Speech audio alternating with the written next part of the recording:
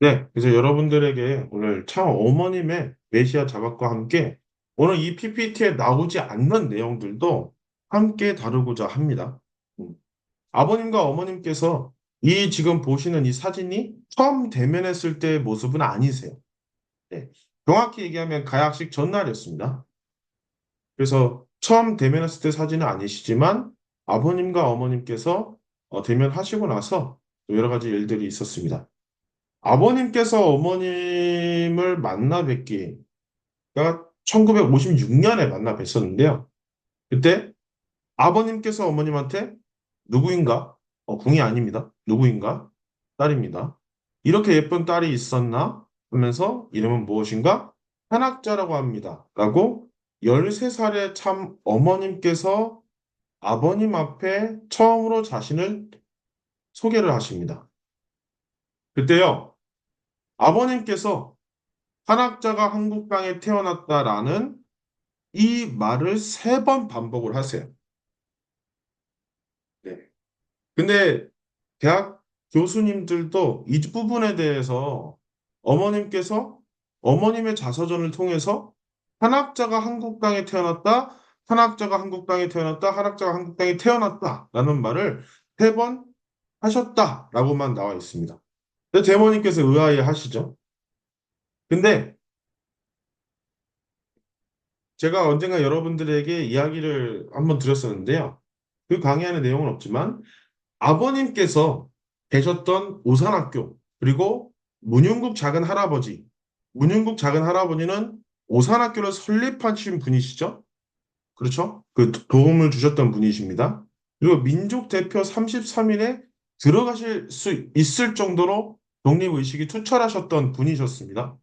맞습니다. 그렇기 때문에 아버님의 그 기독교 기반이라는 것은요, 바로 장로교 기반. 그러니까 이게 뭐냐면 민족 독립적인 영성 기반에서 아버님이 그 기독교의 기반을 계승하셨다는 거죠. 근데 어머님의 입장에서는 어머님의 복종교 성주교는 감리교에서 그 영성적인 측면, 그러니까 지금의 천심원 기도회가 그 부분을 계승했다고 봐야 될 것 같습니다. 그러니까 신령적인 영성적인 측면을 했습니다. 대표적인 인물로서는요, 누가 있을까요? 바로 그 이용도 목사님, 그리고 한승훈 대부님, 또 홍순현 대모님, 이런 분들이 바로 그 영성, 그 감리교적인 차원에서 이렇게 오시는 분들입니다. 어머님은 그 기반에서 오셨던 거예요. 그래서 여러분, 재림 독생자는 독생녀가 되실 수 없는 것처럼 독생녀 역시도 재림 독생자가 되실 수 없습니다. 이 두 분이 갖고 계시는 계시가 다르기 때문이죠. 다르기 때문에 참 부모가 되실 수 있다는 것이죠. 네. 그렇기 때문에 아버님이 첫 번째 결혼을 하시고 나서 그건 역시도 아버님 입장에선 최선을 다하신 겁니다. 절대로 아버님의 이 결혼에 있어서 절대 폄하하거나 혹은 질타하거나 이런 발언은 절대 해서는 안 된다고 생각해요. 그것은 어머님을 욕되게 보이는 것이기 때문이죠. 그렇지만 아버님께서 첫 번째 결혼을 성혼이라고 하시지 않으셨습니다. 왜 그러실까요? 그때 하고 나서 그 이후에 흥남가옥에 가시면서 성주교의 허우빈이라는 지도자를 만나면서 그때 계시가 어느 정도 완전해지지 않으셨나 싶습니다. 성주교는 당시 복중교는 특히 복중교는 성주교는 인간이 메시아로서 온다라는 얘기였고요. 복중교는 인간을 통해 태어난다라는 것이었습니다. 그 복중교를 통해서 아버님께서는 그럴 수도 있겠다라는 그런 영성적인 감리교적인 계시의 내용도 그때 받으셨다고 생각합니다. 원리강론을 집필했을 때가 아버님께서 흥남강을 가고 나서였어요. 그래서 부산에 들어오고 나서 원리 원본을 집필하셨습니다. 이 원리 원본은 제자들이 집필한 게 아닙니다. 그렇죠. 아버님께서 집필하신 겁니다. 그렇게 아버님이 그 집필하시고 나서 그 기반 위에 대모님을 만나 뵙고 그 위에 어머님을 만나 뵌 것입니다. 그래서 아버님께서는 한학자가 한국 땅에 태어났다라는 내용이 아 독생녀가 있구나. 독생녀가 진짜 있구나. 이 한국 땅에 태어났구나. 라는 이야기가 아닐까. 오늘 여러분에게 좀 던져봅니다. 이게 실제로 그렇다라는 내용이 아닙니다.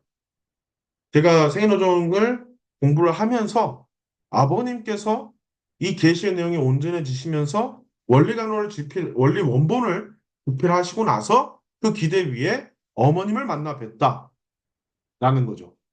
하늘의 신부를 찾았다라는 겁니다. 그래서 어머님 역시도 그때 당시의 내용을 가지고 나의 앞날에 관하여 특별한 내가 뭔가 계시를 받는 듯한 느낌을 받았다라고 이때 고백을 하십니다. 어, 굉장히 중요한 내용이거든요.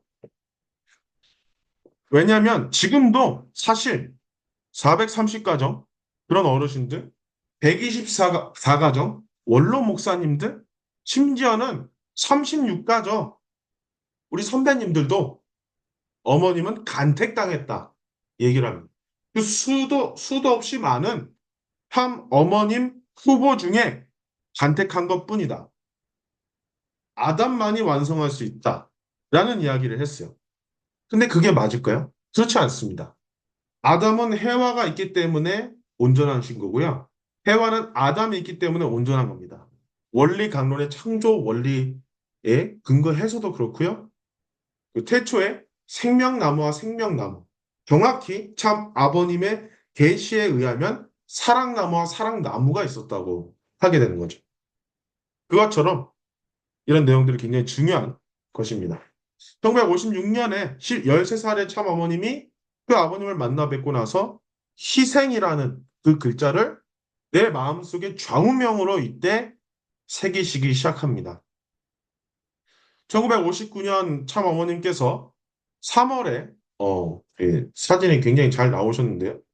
어, 3월에 성요셉 간호학교에 입학하시는데 여러분들께도 언젠가 얘기했지만 5살, 6살 때 홍순정, 당시 외삼촌, 그 의무 장교를 하고 있었기 때문에 그때 국군 장교들은 조금 더 빨리 갈 수 있었어요.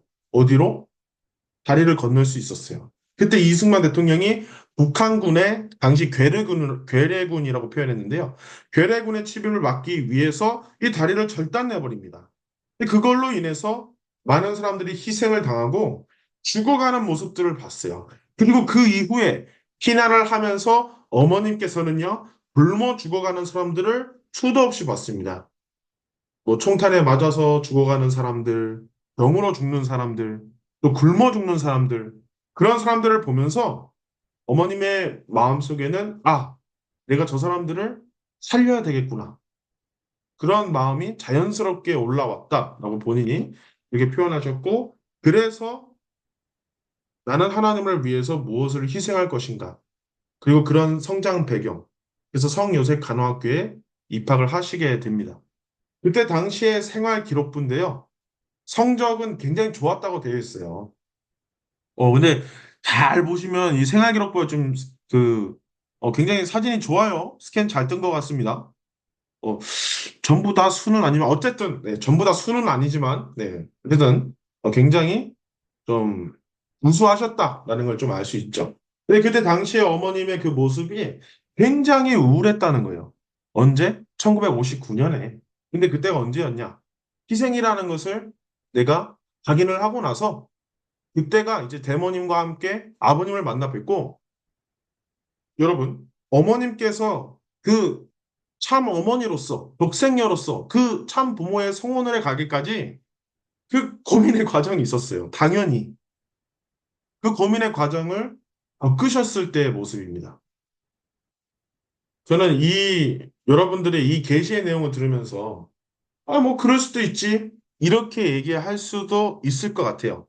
근데 아주 놀랍게도 제가 마태복음과 요한복음, 그리고 누가복음, 그리고 이런 내용들을 정말 종합해서 보게 되었을 때 예수님이 오기 전에 그 동방 박사들의 그런 계시가 있었고요. 그리고 당시 요셉의 아내였던 마리아, 예수님의 어머니죠.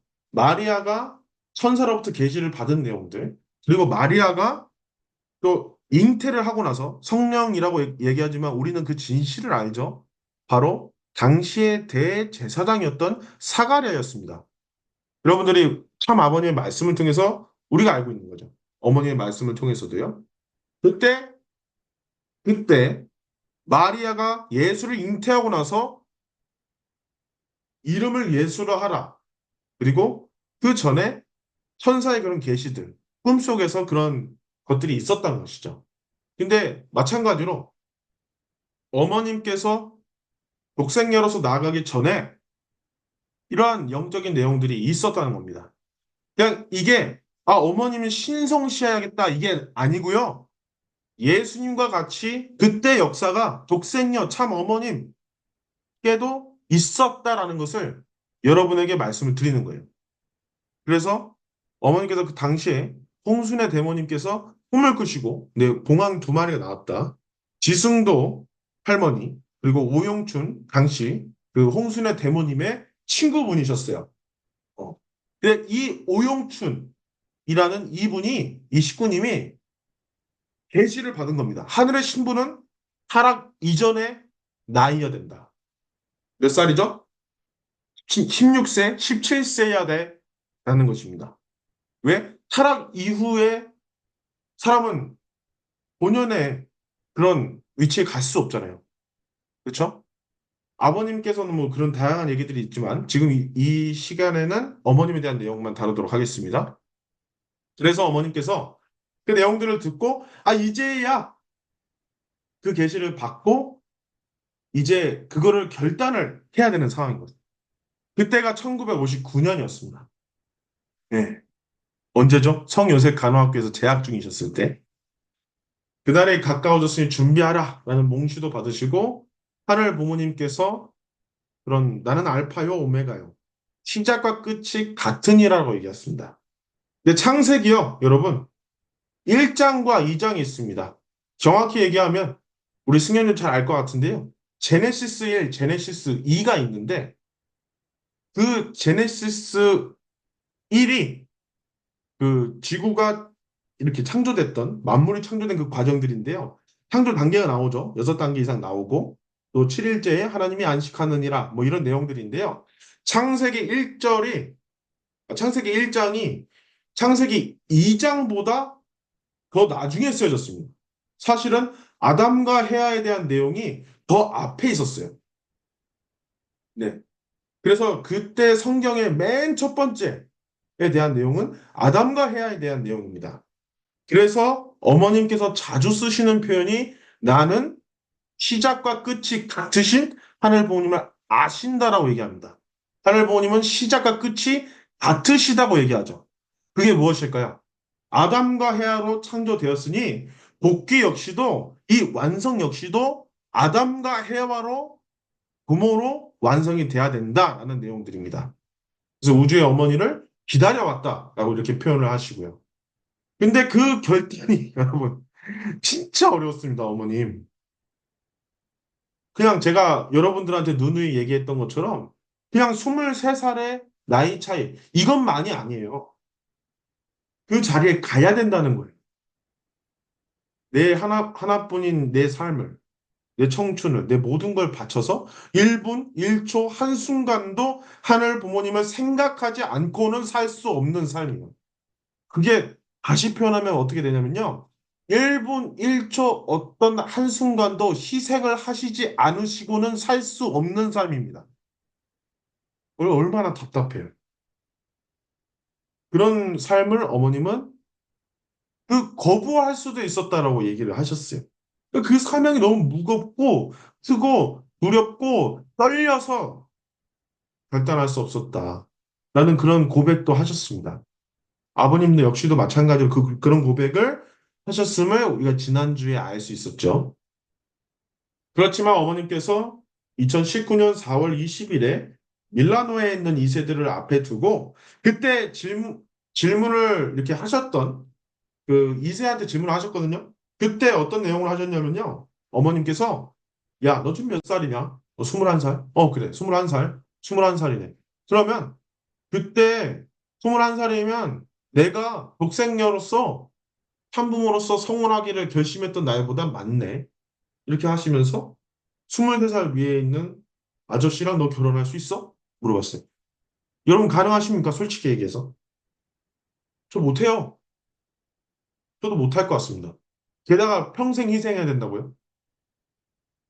쉽지 않죠. 근데 어머님은 하셨습니다. 요즘에 천심원 철야정성에서 그 일본은 협회에서 만든 영상을 좀 틀어주시는 것 같은데요. 어머님께서 주요 지도자들 앞에서 2020년 그 산업평화상 그 이전에 간담회 자리였을 걸로 제가 알고 있는데요. 언제 한번 여러분들에게 또 영상을 공유 드리도록 하겠습니다. 어머님은 정말로 하늘 부모님을 내 부모로 알았어요. 그 인류를 구원하고 싶지만 어떤 것도 할 수 없는 하늘 부모님. 그 답답한 그런 심정. 인류를 품고자 발버둥 치시는 하늘 부모님. 진짜 내 부모로 알았다고. 그렇기 때문에 그런 부모로 알았던 하늘 부모님께서 내가 결단하지 않으면 움직이실 수조차 없으니까 내가 결심했다고 얘기를 하고 계신 겁니다. 그래서 어머님께서는 이런 고백으로써 저는 당신의 종으로서 무슨 일이든지 하겠습니다.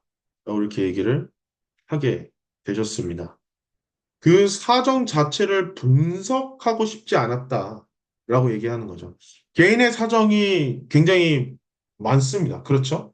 어머님 역시도 솔직하게 얘기해서 꿈이 있으셨고요. 또 비전이 있으셨고요. 조용히 살고 싶은 그런 분이셨습니다. 어머님의 MBTI를 보게 되면 이거는 이제 TMI인데 E보다는 I에 가까우세요. 조용하게 지내는 거 굉장히 좋아하십니다. 그래서 베고니아 세정원이나 신비동물원에도 뭐 이렇게 진다고 하시더라고요. 네. 그렇지만 그러한 어머님이시지만 내가 결심하지 않으면 내가 나서지 않으면 그 꿈을 이뤄드릴 수가 없으니까 정확히 말하면 하늘 부모님께서 자녀들을 살리고자 하는 그 사랑을 이뤄드릴 수 없으니까 결심하셨다는 내용들을 말씀을 하셨습니다. 성경의 역사들을 보면서 마치 자기 자신이 그런 아픔을 겪으시는 것처럼 슬픔을 느끼시고요. 그래서 여러분들 역시도 성경을 좀 보실 수 있으면 한 번이라도 언제 한번 성경에 대한 내용들도 우리 대면으로 맛있는 거 먹으면서 할 수 있으면 좋겠습니다. 네. 그러면서 어머님의 입장에서도 그러니까 선배님들이 들으시기에는 조금 과격한 표현이실 수도 있을 것 같아요. 아버님을 구해드리고 싶었어요. 어머님 입장에서. 여러분 잘 생각해 보세요. 잘 생각해 보세요. 아버님께서 결혼을 통해서 아버님 자서전에 나오지 않습니까? 첫 번째 우리 결혼을 통해서 최씨 어머니에 대한 내용들이. 근데 최씨 어머니께서 그때 성재님을 데리고 오셔서 부산에 오셔서 그 교회를 난장판으로 만드셨어요. 근데 그렇게 하면서도 아버님은 절대로 그 최씨 어머니에 대해서 비난하거나 비방하지 않으셨습니다. 그런데 결국에 서대문 형무소에 가게 되고 그런 과정들에 있어서 최씨 그 일가가 큰 힘을 썼다라는 거를 나중에 알게 돼요. 그 서대문 형무소에서 그런 이혼 절차를 억지로 밟게 되고요. 그러다 보니까 아버님 입장에서는 모든 게 다 상처예요. 여러분, 모든 게 다 상처입니다. 첫 번째 결혼도 솔직히 얘기해서 실패했죠. 두 번째 결혼도 정말 없지 않게 실패를 하십니다. 그에 대한 내용은 여러분들에게는 말씀드릴 수는 없어요. 그러니까 상처뿐인 사람인 거예요. 아버님, 문선명이라는 당시 그 종교 지도자가. 근데 어머님께서 그 아버님을 보고 어머님의 구원 대상은요, 아버님도 구원 대상이셨습니다. 내가 이 사람을 독생녀로서 이분을, 이분의 가시는 그 길을 내가 함께 가야겠구나. 하늘 부모의 꿈을 이뤄 드려야겠구나. 이 사람도 내가 품어야 되겠구나라는 그런 다짐이 있었던 거예요. 사실 축복에 있어서 그러한 마음가짐이 우리에게 있는가라는 것도 이 시간 저희들이 생각해 볼 문제인 것 같습니다. 축복을 받은 저한테 있어서도요. 그래서 아버님, 어머님이 처음 만났을 때 많은 선배님들이 오해하시는 게 있어요. 아버님이 어머님을 다 교육을 시키셨다. 왜냐하면 아버님께서 자신의 표현으로 해바를 복귀의 대상으로 얘기를 많이 하셨었는데 정확히 말하면 복귀의 대상이 둘 다죠. 예. 그렇기 때문에 이 9시간 동안 가르쳤다라고 얘기하는 사람이 많습니다. 근데 그렇지 않아요. 동등한 입장에서 때로는 어머님이 아버님께 이러한 비전을 우리가 꿈꿉시다. 나는 그렇게 그림을 그리시면서 어머님 그림 되게 잘 그리셨거든요. 어, 믿거나 말거나. 그렇게 하시면서 아버님도 어머님을, 어머님도 아버님을 그렇게 설득해가면서 서로의 비전을 맞춰갔던 습관이었습니다. 근데 요한계시록에 대한 이야기를 많이 해요. 신천지에서 왜 그 신천지가 교세가 확장이 되고 기독교인들이 흡수가 되느냐? 이 요한계시록에 대한 내용을 기가 막히게 표현을 하거든요. 그런데요, 여러분, 요한계시록의 진짜 약속이 실현되는 그 모든 그런 과정들이 바로 참 어머님, 독생녀의 현현으로 이 요한계시록이 다 공결이 됩니다. 거기 보게 되면 요한계시록 19장 7절 이 내용들을 보게 되었을 때 신천지나 기독교 교회에서 이야기를 많이 하는 것은 교회가 신부다라는 내용들을 많이 하세요. 근데 사실은 독생자, 독생녀 그리고 그 독생녀가 나타날 것이고 한국에 태어난다는 그런 내용들 그의 아내가 자기 자신을 준비했다는 거죠. 그러니까 어머님의 그 한 부모로서의 성원이 누군가의 외압으로 인해서 이루어진 게 아니고요. 교육에 의해서 이루어진 게 아니고요. 자기 자신이 결심해서 이루어진 거다라는 것을 다시 한번 말씀드립니다. 그리고 참 어머님께서는 그런 스스로를 준비하셨다라는 내용들을 우리가 이 시간 알아야 되겠습니다. 그래서 어머님께서 그 1959년 그 가을에 성요셉 간호학교에 재학을 하면서 17살의 꽃다운 나이에 그 고민들을 하면서 4년 전에 그래도 내가 희생하겠다고 내가 다짐했었지. 그리고 그때의 계시들, 한학자가 한국 땅에 태어났다라는 그런 울림들을 듣고 하늘 부모님께서 때가 가까이 왔더라. 나는 알파요 오메가다라는 내용을 하셨습니다. 그런 내용들을 생각 떠올리면서 스스로 결단해서 나아갔다라는 것을 다시 한번 말씀드립니다. 그리고 이걸 통해서 우리한테 주는 지금의 비전이 있어요. 확실하게. 그렇다면 이 부분들은 여러분들이 그동안에 많이 질문을 받아왔을 거라 생각하고요. 어, 질문들이 있습니다. 우리한테 주고 있는 메시지가 있어요. 우리가 나침반을 보게 되면 저 여러분들에게도 많이 얘기했지만 나침반이 결국은 흔들리지만 한 방향을 보게 됩니다. 북극이라는 방향을. 아버님도 어머님도 아버님은 그 원리 강론의 그 진리들을 이제 찾아내고 신인지 관계 부자지 인연 이 내용들을 보고 그 독생자로서의 재림 독생자로서 예수님의 그 사명을 인계받는 그 과정이 순탄치만은 않았어요. 16살? 그 천진난만한 시기에. 숨이 막히잖아요, 솔직히 얘기해서. 근데 아버님도 1년, 2년 국토대장정, 문전걸식이라고 하죠. 그게 뭐냐면 전국을 돌아다니면서 거짓골을 하고 다니는 거예요.